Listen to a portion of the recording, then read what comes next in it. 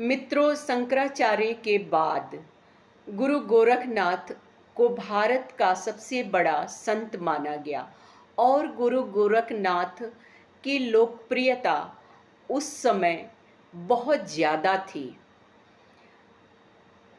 गुरु गोरखनाथ की परंपरा में आगे चलकर कबीर, तेजाजी, गजानन महाराज जी, रामदेवरा, शिरडी के साईनाथ, गोगादेव, रामदेव आदि संत इस परंपरा के हुए।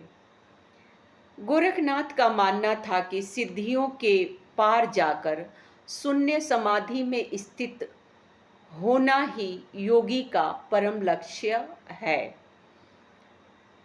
और परम शून्य के समान स्वयं को स्थापित कर लेना, ब्रह्मलीन हो जाना, जहाँ पर परम शक्ति का अनुभव होता है।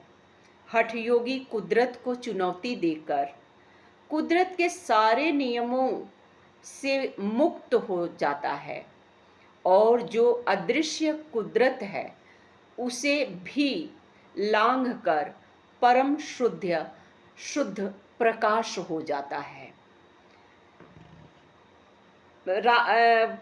गुरु गोरखनाथ भारत की परंपरा बहुत प्राचीन है। भारत में नाथ पंथियों की परंपरा में आदिनाथ पहले गुरु माने जाते हैं जो शिव को मानते हैं, फिर शंकराचार्य आते हैं और दत्तात्रेय इसमें प्रथम गुरु माने जाते हैं। गुरु गोरखनाथ ने नाथ परंपरा को विस्तार दिया और समेटा।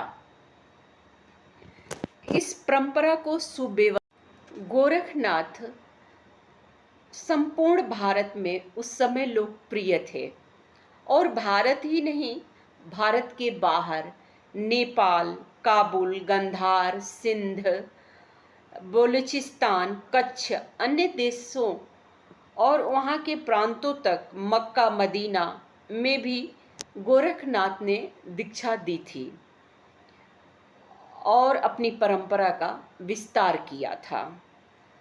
गोरखनाथ के कुल 40 ग्रंथ माने गए हैं। शब्दी, पद, शिष्या दर्शन, प्राण संकली, आत्मबोध आदि कुल इनके 40 साहित्यिक ग्रंथ हैं। नाथ साहित्य के रूप में गोरखनाथ को जाना जाता है।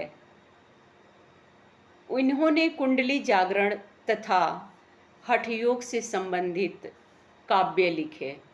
इन्होंने इंद्रिय नियम पर बल दिया, गुरु को अधिक महत्व दिया तथा नारी को त्याज्य माना। कबीर इसी परंपरा के कवि हैं।